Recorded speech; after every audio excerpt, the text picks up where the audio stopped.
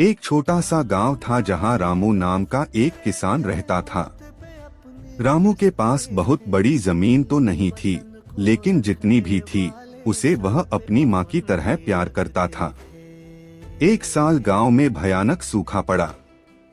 महीनों बीत गए पर आसमान में बादल का एक टुकड़ा भी नजर नहीं आया। गांव के बाकी किसान हताश होकर शहर की ओर काम ढूंढने जाने लगे। उन्होंने रामू से भी कहा, रामू, इस सूखी मिट्टी में अब कुछ नहीं उगेगा।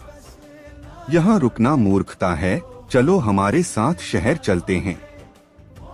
रामू ने मुस्कुराकर जवाब दिया, मिट्टी प्यासी है, मरी नहीं है। अगर मैं ही इसका साथ छोड़ दूंगा तो कल जब बारिश होगी तो इसे संभालेगा कौन? रामू की मेहनत। रामू शहर नहीं गया। उसने तय किया कि वह बारिश का इंतजार हाथ पर हाथ धरकर नहीं करेगा। उसने अपनी सूखी जमीन को गहराई तक जोतना शुरू किया ताकि मिट्टी नरम रहे।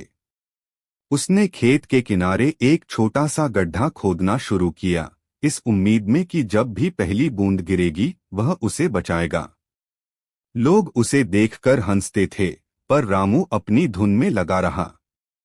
कुदरत का करिश्मा। एक दोपहर जब सूरज आग उगल रहा था, अचानक ठंडी हवा चलने लगी। आसमान में काली घटाएं छा गईं और देखते ही देखते मूसलाधार बारिश होने लगी। बाकी किसान जो शहर चले गए थे, उनके खेत सख्त थे और उन्होंने कोई तैयारी नहीं की थी, इसलिए पानी उनकी जमीन पर टिकने के बजाय बह गया। लेकिन रामू का खेत तैयार था। नरम मिट्टी ने पानी सोख लिया और उसके द्वारा बनाया गया गड्ढा पानी से भर गया। कुछ ही दिनों में रामू के खेत में हरियाली की पहली लकीर दिखाई दी। जो लोग उसे पागल कह रहे थे, वे अब उसकी दूरदर्शिता की तारीफ कर रहे थे।